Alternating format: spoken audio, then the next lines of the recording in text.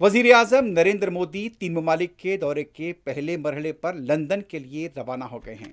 इससे हिंदुस्तान बरतानिया आज़ाद तिजारत और आज़ाद रवैया समेत बाहमी ताल्लुकात के हवाले से एक नए दौर का आगाज मुतवक्के है।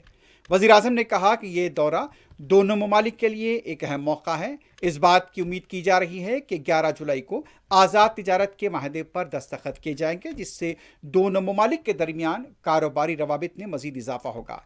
हिंदुस्तान और लंदन ने जनवरी 2018 में आज़ाद तिजारत के लिए मुज़ाकरात शुरू किए थे और इस दौरान मुज़ाकरात में दोनों फ़रीक़ैन ने 4 साज़ दौर की मुलाकातें की। इस माहदे में खिदमात, लेबर और वीज़ा अमूर के अलावा सरमाकारी, दरामदात व बरामदात के बशमूल मुतअद्दिद शोबों पर तवज्जो दी गई है। यहाँ पर अहलकारों के मुताबिक बरतानिया और हिंदुस्तान के दरमियान तिजारती रवाबित में इजाफा दोनों ममालिक की मईशतों को मजबूत करेगा, जबकि रोज़गार के नए मौके भी पैदा होंगे।